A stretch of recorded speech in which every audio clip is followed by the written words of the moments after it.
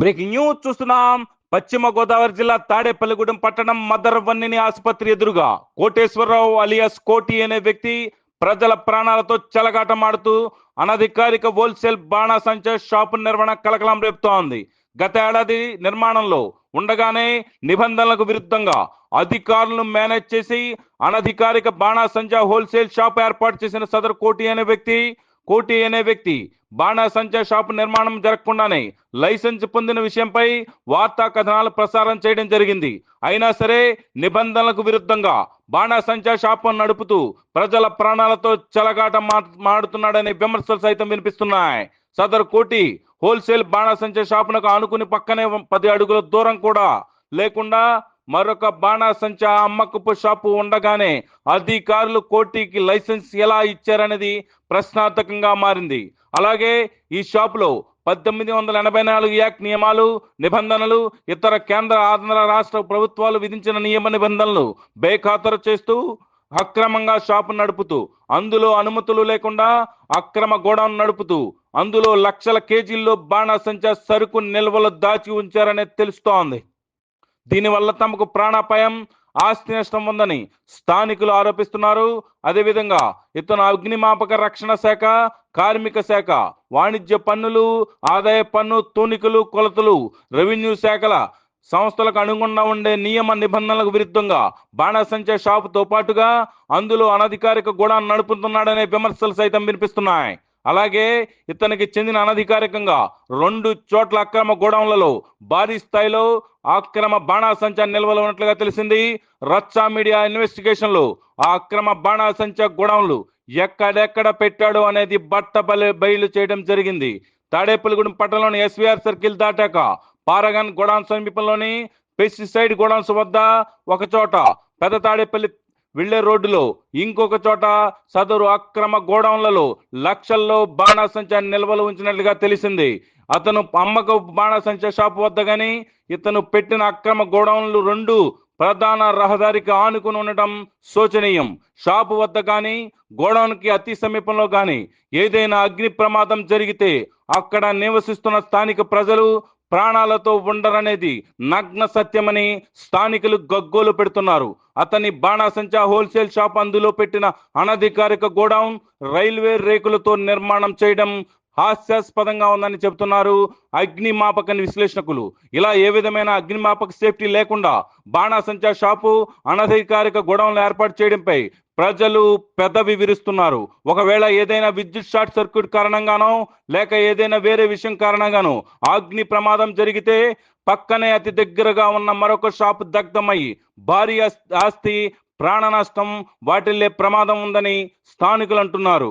అలాగే 2 బాణాసంచా షాపులు పూర్తిగా తగలబడిపోయే అవకాశం ఉందని, దీని గురించి అక్కడి గ్రామ ప్రజలు భయాందోళనతో బిక్కుబిక్కుమంటూ జీవిస్తున్నారు.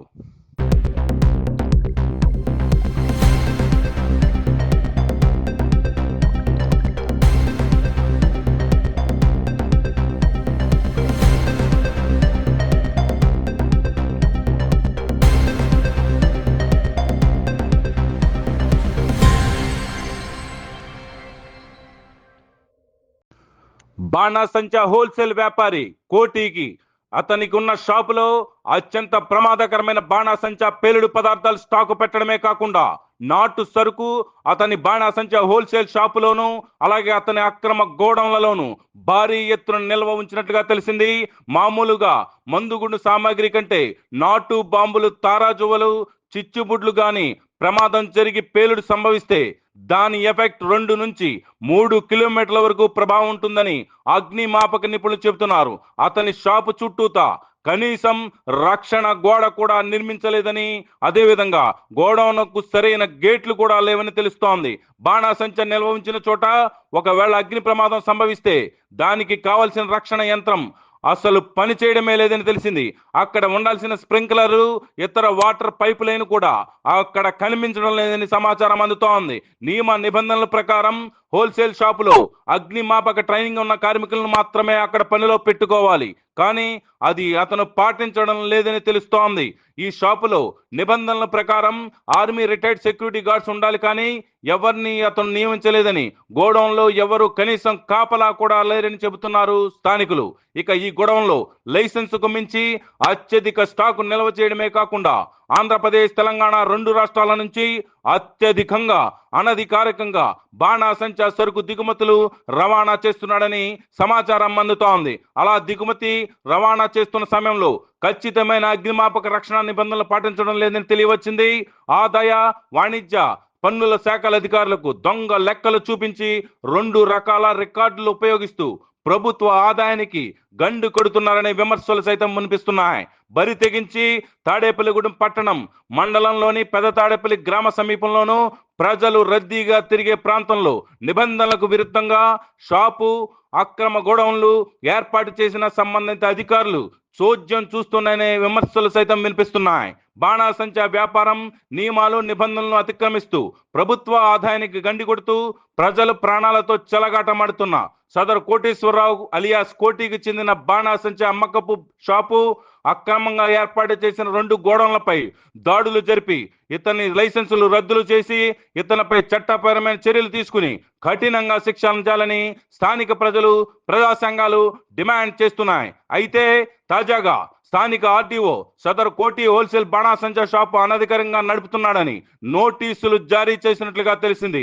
అయితే నోటీసులు జారీ చేసి దాదాపు 15 రోజులు కావస్తున్నా ఎందుకు అధికారులు ఇంకా చర్యలు తీసుకోలేదని స్థానికులు ప్రశ్నిస్తున్నారు.